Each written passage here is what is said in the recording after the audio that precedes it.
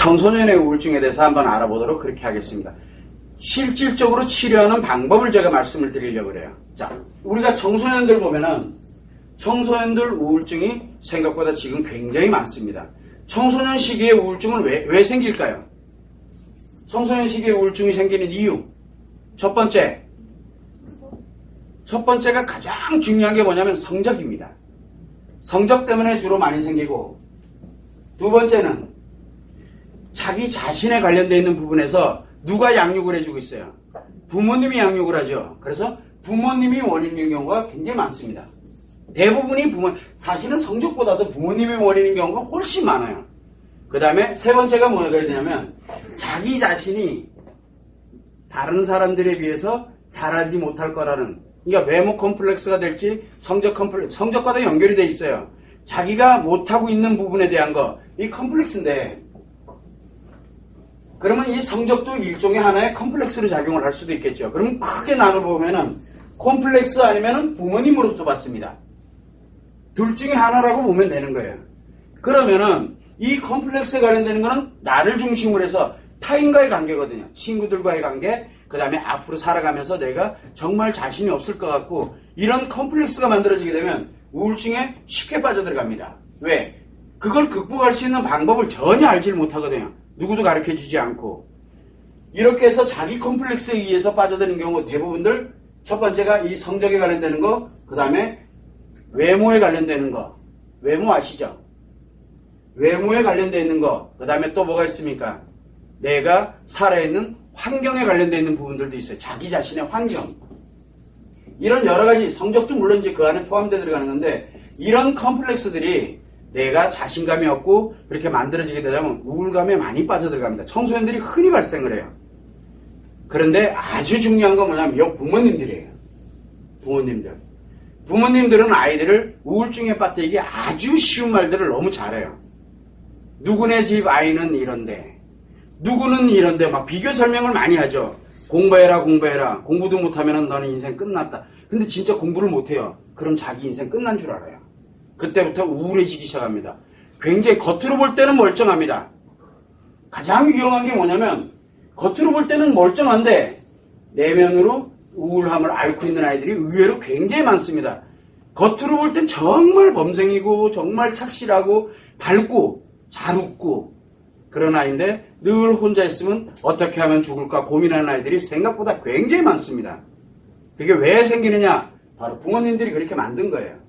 자, 이런 형태의 문제가 만들어지게 되는데 컴플렉스가 됐던 부모님이 됐던 특징적인 건 뭐냐면 이 청소년들은 자신이 치료할 수 있는, 물론 당연히 이거에 관련된 게 자기가 답답한 건 알고는 있어요. 그런데 내가 섣불리 부모님께 누구에게 나 치료받을래 라고 얘기하기가 어렵다는 거예요. 왜? 양육되고 있기 때문에. 혹시 내가 이렇게 됐을 때 부모님이 실망할까봐, 또는 말 나올 게 뻔하니까 선생님한테 얘기해봐야 뻔한 얘기 나올 거고, 그래서 이 아이들이 대부분 치료를 할 생각 안 하고 입을 닫습니다.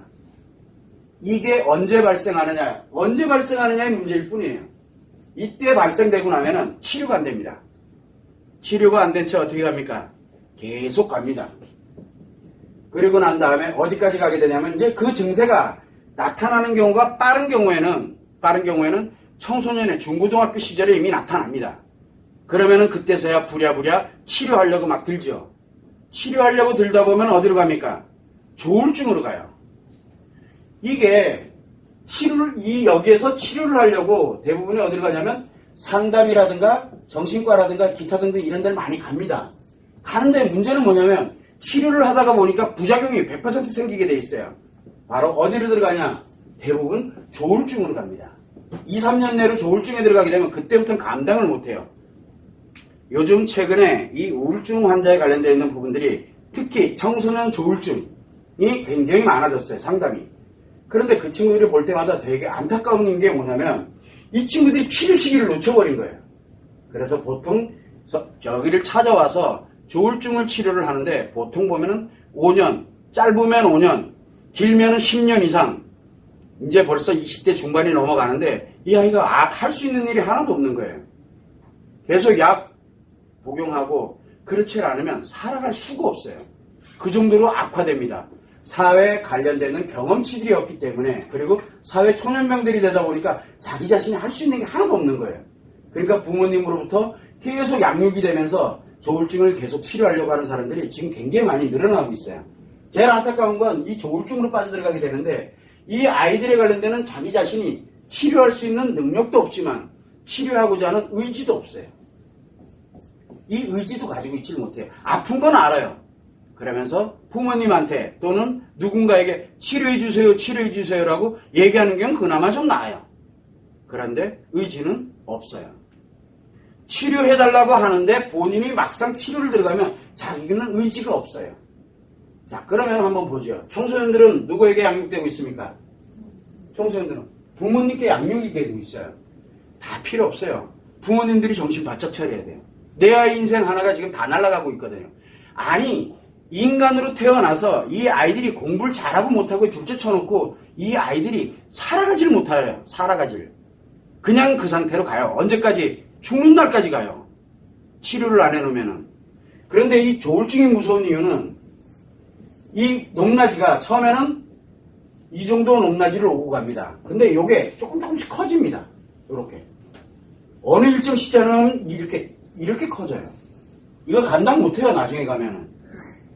이게 계속 이렇게 확대돼 나갑니다. 이 크기가. 이거 나중에 가면은 일정 기간이 지나가게 되면 본인 스스로가 감당할 수 있는 영역이 아니에요. 그때 가서 부랴부랴 치료하려면 약 복용해야 되죠. 끈기 있게 상담도 해야 되고 치료도 해야 되고 별걸 다 해야 되는데 그걸 어떻게 견딥니까? 가뜩이나 지금 힘들어 죽겠는데. 자, 문제는 뭐냐면 이런 일이 발생이 됐다. 내가 부모로서 딱 감지가 딱 됐다 그러면 이유야를 막론하고 치료부터 해야 돼요. 이유야를. 그래서 누구의 도움이 필요하냐면 이 청소년들은 반드시 부모의 도움이 필요합니다. 그런데 부모님들이 도와주나요? 뭐만 도와줍니까? 상담만 보내고 끝이에요. 얘 문제지 내 문제 아니거든요. 얘 문제지 내 문제가 아니야. 문제는 뭐냐면 걔를 보냈어. 왔어요. 치료를 합니다. 얘가 의지가 없어요. 그러면 부모님이 전화를 하죠. 뭐라고 전화합니까? 왜 치료 안 해주냐고. 부모님이 해줘야 되거든요. 여기서 상담에서 할 수 있는 거는 예를 들어서 1시간이야. 나머지 일주일에 1시간인데 쳐요. 그러면 나머지 우리가 7 곱하기 24시간인데 이 시간 동안에 주로 어디 있어요? 주로 집에 있어요. 부모님과 함께 있다고요. 그럼 문제는 뭐냐면 부모님이 도와주질 않아요. 그러다 보니까 이 아이가 이 시간 동안에 이 의지가 없어요. 와서는 해야 되겠다라고 생각이 들지만 막상 가게 되면 방법을 못 찾아요. 아니, 방법을 알려주더라도 그걸 할 수 있는 자기 자신의 의지가 없어요. 그래서 의지를 누가 대신해 줘야 되느냐? 바로 이때 부모님이 대신해 줘야 돼요. 그래서 청소년들의 우울증이나 청소년의 조울증은 이유야를 막론하고 부모님이 대동을 해야 돼요. 그리고 함께 치료를 해야 돼요. 부모님이 함께 치료하면서 원인이 무엇인지를 정확하게 알고 그리고 난 다음에 이 아이가 치료를 해갈 수 있도록 옆에서 격려를 하고 응원하고 위로하고 관심을 주고 계속 꾸준하게 그러면서 치료 방법을 향해서 상담사와 함께 같이 만들어서 가야 되는 게 원래 기본이에요. 왜? 청소년들은 그렇게 할 수 있는 자기 힘이 없기 때문에요.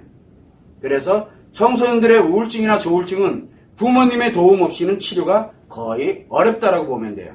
그러다 대부분들이 방치를 합니다. 부모님들은 왜? 유명하다는 상담실, 유명하다는 정신과 보내놓지요. 그리고 난 다음에 나는 내가 할 일 다 했어. 왜? 내가 할 일은 다 했거든요. 치료는 그 사람들이 할 거니까. 미안한데 치료는 그렇게 해서 하는 게 아니에요. 치료는 이 관련되는 상담사들, 전문가들이 하는 게 아니라 치료는 자기 자신 스스로가 해야 되거든요. 근데 스스로 하려면 가장 중요한 건 이 의지인데 얘는 의지가 없어요. 그러면 하다못해 의지는 누가 만들어줄 수 있느냐? 부모님이 만들어줘야 되거든요.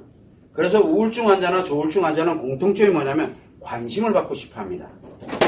위로를 받고 싶어 하고 내가 정말 이렇게 사는 건데 얼마나 힘들었니? 얼마나 고생 많았니? 위로하고 관심을 줍니다. 즉 한마디로 얘기하면 치료 자체가 안 되도록 만들어져 있어요.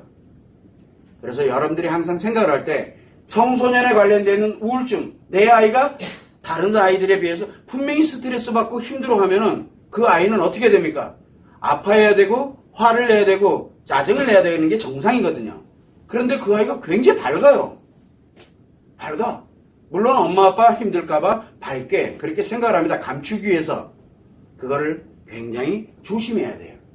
그래서 그런 부분에 대해서는 이 아이에게 심리가 문제 생겼구나. 아이들이 밝지 않아도 되는데 굉장히 밝아요. 그것도 문제가 심각한 겁니다. 그래서 그런 거는 미리미리 조기에 발견을 해서 하나하나 치료에 들어가면 이 어마어마한 조울증에 들어가가지고 인생 전체를 낭비할 수 있는 그런 상황으로 들어가지 않도록 미리 사전에 예방을 할 수가 있어요. 그래서 청소년들의 우울증은 부모가 아이에게 조금만 관심을 가지면 그 아이가 우울증인지 조울증인지 금방 알 수 있습니다. 그래서 이 평상시에 아이들은 아프면 아프다라고 얘기하고 그 다음에 좋으면 좋다라고 스트레스 받아서 힘들면 힘들다고 얘기할 줄 알면 건강한 아이예요. 그런데 늘 착하고 범죄 같고 그냥 엄마가 조금 뭐 잔소리하거나 아빠가 뭘 하고 하더라도 그냥 조금 지나고 나면은 그냥 아무 일 없다는 듯이 막 웃고 그냥 편안하게 굉장히 밝아요. 누가 봐도 친구들이랑도 잘 어울리고 뭐가 좀 이상하죠? 즉 뭐냐면 안으로 쌓이고 있다는 얘기예요. 이게 언제 터질지 아무도 모릅니다.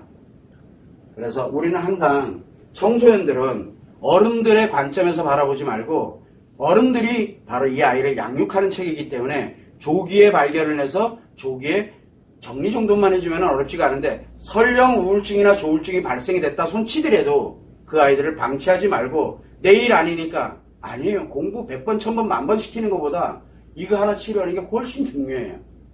한 번에 다 무너지거든요. 그리고 회복을 못합니다.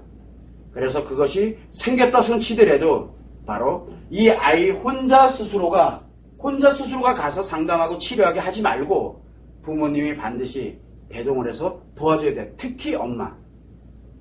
특히 엄마의 역할이 굉장히 중요합니다.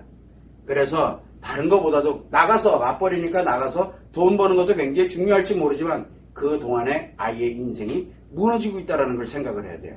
그래서 그 기간만이라도 그 기간만 안 되면 휴직계인가 그런 걸 내는 한이 있더라도 엄마가 반드시 도와줘야지 이 의지를 갖고 관심을 받으면서 자기 스스로를 치료에 가서 자기가 그런 능력을 만들어갈 수 있도록 해줘야 돼요. 근데 대부분들은 그걸 못합니다. 방치를 해버려요. 니는 네가 치료하는 거고 나는 돈만 대주면 되고 유명한 정신과나 유명한 상담실 연결만 해주면 돼요. 그게 무슨 부모예요. 그거는 치료가 아니에요. 방치지. 그 아이는 그렇게 할 수 있는 능력이 없어요. 아무리 유능한 사람이 거기에 붙어 있다 해도 절대 치료가 되질 않습니다. 그걸 여러분들이 참고를 해주시면 됩니다.